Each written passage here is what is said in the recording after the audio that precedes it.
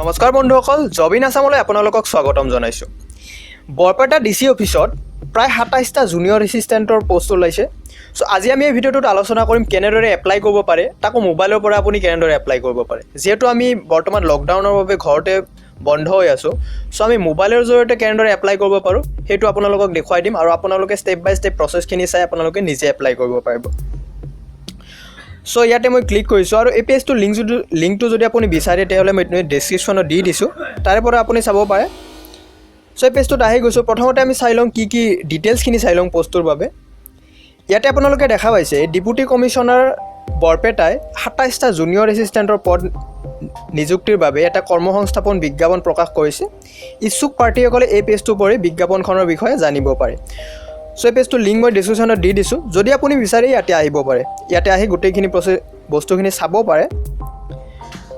So ইয়াতে আমি scroll down কৰিছোঁ। প্ৰথমতে ইয়াতে দেখা হৈছে পদৰ নাম আছে জুনিয়ৰ এছিষ্টেণ্ট আৰু পদৰ সংখ্যা আছে ২৭টা আৰু দৰমহা আছে ১৪,০০০ পৰা ৬০,০০০ আৰু গ্ৰেড পে আছে ৬,২০০। যোগ্যতা আছে অতি কমেও BA পাছ হ'ব লাগিব, নাইবা BA পাছ, BCom পাছ, নাইবা BSc, মুঠতে গ্ৰেজুৱেট হ'ব লাগে। লগতে আপোনাৰ বেছিক কম্পিউটাৰৰ নলেজ থাকিব লাগিব আৰু বয়সৰ সীমা ধৰি দিছে ১৮ পৰা ৪৪ বছৰৰ ভিতৰত থাকিব লাগিব। এতিয়া আমি চাওঁ কেনেদৰে এপ্লাই কৰিব লাগে। এপ্লাই কৰাৰ কাৰণে ইয়াতে অনলাইন প্ৰচেছ হ'ব এপ্লাই প্ৰচেছটো।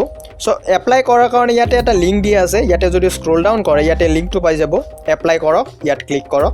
সো ইয়াতে লিংকটো আছে, সেই লিংকটোত ক্লিক কৰি আপুনি এপ্লিকেশ্যনৰ পেজটোত যাব পাৰে, য'ত আপুনি এপ্লিকেশ্যনখন ফিল আপ কৰিব। এতিয়া আমি চাওঁ কেনেদৰে এপ্লাই কৰিব লাগে।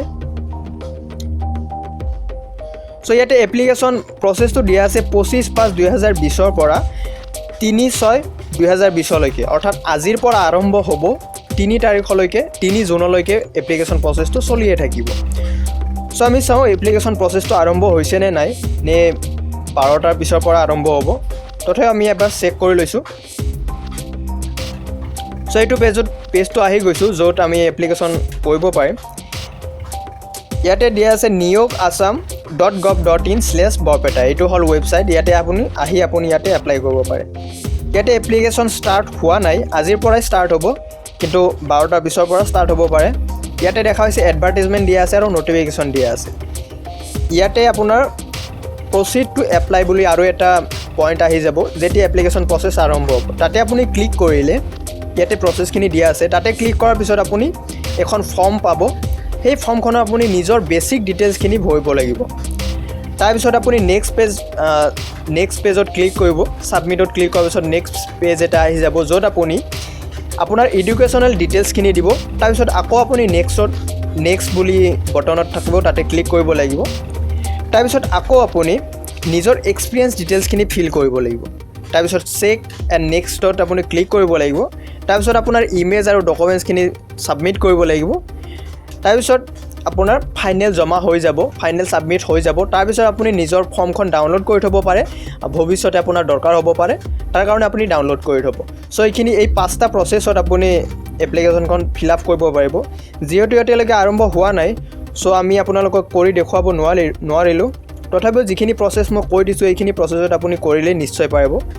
ইয়াতে আহি যাব প্ৰচিড টু এপ্লাই বুলি, যেতিয়া এপ্লিকেশ্যন প্ৰচেছ আৰম্ভ হ'ব। সো এইটো প্ৰচেছ এপ্লাই কৰি আপুনি নিজে নিজৰ ফৰ্মখন ফিল আপ কৰিব পাৰিব। আৰু যদি কিবা অসুবিধা পায় তেতিয়াহ'লে আমাক কমেণ্ট কৰক, আমি নিশ্চয় আপোনালোকক সহায় কৰিম। আৰু যদি ভিডিঅ'টো ভাল লাগিছে তেতিয়াহ'লে লাইক কৰক আৰু নিজৰ বন্ধুবৰ্গৰ লগত শ্বেয়াৰ কৰক। লগতে আপুনি যদি আপোনাৰ চেনেলৰ নিউ ভিজিটৰ্ছ হয় তেতিয়াহ'লে ছাবস্ক্ৰাইব কৰিবলৈ নাপায়। So friends, thanks for watching.